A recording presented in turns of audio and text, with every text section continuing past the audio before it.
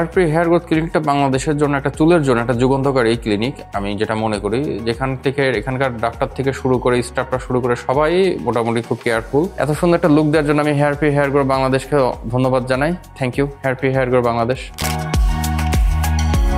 আমার নাম শুভ্র পাল, আমার বয়স 32, আমার নিজ জেলা পাবনা, আমি পেশায় একজন প্রকৌশলী। হেয়ার ফ্রি হেয়ার গ্রো থেকে আমাকে 28 জুন 2024 ট্রান্সপ্লান্ট করা হয়। আমার এখান থেকে 4090 গ্রাম ট্রান্সপ্লান্ট করা হয়। আমি এখানে ডক্টরকে দেখাইছিলাম প্রথমে, তো ডক্টর বললো যে আমার জন্য এখানে সাফায়ার এফিও মেথডটা আমার জন্য পারফেক্ট হবে। তো আমি তার কথা শুনে আমি সাফায়ার এফিও মেথডটাই ট্রান্সপ্লান্ট করাই। এখানকার হেয়ার ফ্রি হেয়ার গ্রোথের স্টাফরা খুবই আন্তরিক। এখানে ট্রান্সপ্লান্ট করার পর প্রতি মাসেই তারা আমার খোঁজ খবর নিয়েছেন, কি অবস্থা, কন্ডিশন কেমন আছে জিজ্ঞাসা করছে, এবং সবসময় তারা আমাকে উৎসাহ দিত, কোনো সমস্যা হলে ডক্টর সাহেব আছে, তাদের সঙ্গে আপনি আলাপ করবেন, তাদের সঙ্গে কনসালটেন্ট করবেন, আশা করি আপনি আপনার ভালো ফলাফল পাবেন। খুবই আন্তরিক তারা। হেয়ার ট্রান্সপ্লান্ট করার পরে আমার অনেক পরিবর্তন হচ্ছে, আমার লুকটা চেঞ্জ হয়েছে। আগে যেমন আমার মাথায় চুল কম ছিল, টাক বেরো, ছবি উঠলে গেলে টাক বেরোয় যাইতো, অনেকের অন্যরকমই ফিল করতাম। বাট ট্রান্সপ্লান্ট করার পরে আমার লুকটা পরিবর্তন হচ্ছে, আমার এখন মনে হয়েছে আমি নতুন একটা জীবন ফিরে পেয়েছি। হ্যাঁ, এবং তাছাড়া এখানে ট্রান্সপ্লান্টটা করার পরে আমার নিজেকেও আমাকেও খুব উচ্ছ্বাসিত মনে হয় যে একটা আমি নতুন একটা পাইছি আর কি, নতুন একটা লুক আসছে, নতুন একটা চেহারা আসছে, নতুন একটা আসলে যেমনটা লাগে আর কি।